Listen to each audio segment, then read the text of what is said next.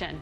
It may be the most sobering morning after the 4th of July in America's history as we wake up to the fourth day in a row of more than 50,000 new reported cases of COVID-19.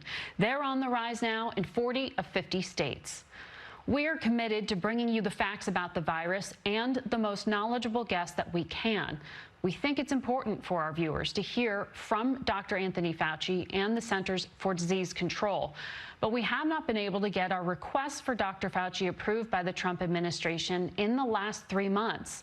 And the CDC, not at all. We will continue our efforts. Our coverage begins this morning with CBS News national correspondent Mark Strassmann in Atlanta. Washington, D.C.'s celebration of the 4th last night masked a feeling far from festive. On the National Mall, police and protesters were in no mood to party. D.C.'s mayor had urged people to stay safe and stay home.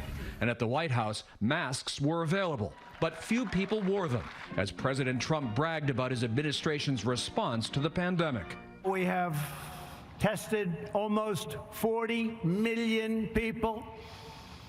By so doing, we show cases, 99% of which are totally harmless.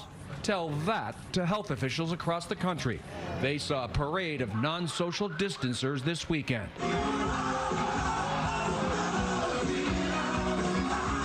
Like this pool party in Michigan and another in Missouri's Lake of the Ozarks area. A rolling wave of COVID already has hit America's Sun Belt. States with the biggest spike over the last week: Georgia, Louisiana, Nevada, Arizona, South Carolina, and Florida. This holiday weekend, South Florida beaches are closed. On Saturday, the state posted 2 alarming COVID records: almost 11,500 new cases in a single day, and its testing positivity rate hit almost 18%. Roughly 1 in 5 newly sick Americans is a Floridian. Governor Ron DeSantis. I don't think anyone predicted a Sun Belt resurgence in mid-June. Not exactly true. Many health experts predicted spikes in states that aggressively stayed open for business, like Florida, like Texas. This state's averaging 6,500 new cases a day, 3 times its April average. A mask mandate now covers most of the state. In California, some beaches were closed, others crowded. The virus has burst again in California, the first state to shut down back in March. Roughly 6,300 new cases a day. Avoid crowds and avoid going to large parades outside of your household. But for these tailgaters in Folsom, California, COVID fatigue mixed with patriotic pride.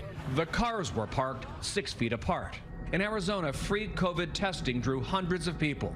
A sign of the worry here, some cars waited 8 hours before organizers ran out of supplies. Balancing vital signs and dollar signs remains tricky. Expect fuller flights on American Airlines. It's selling middle seats again. And Major League Baseball's abbreviated season is less than 3 weeks away. But America's national pastime already has America's virus. At least 38 players and staff have tested positive. The good news, COVID mortality rates are dropping. Still, by the end of this month, some health experts predict as many as 160,000 Americans will have died from the virus. People heard the call to have a low-key holiday weekend. But did they listen? Margaret? Mark Strassmann in Atlanta.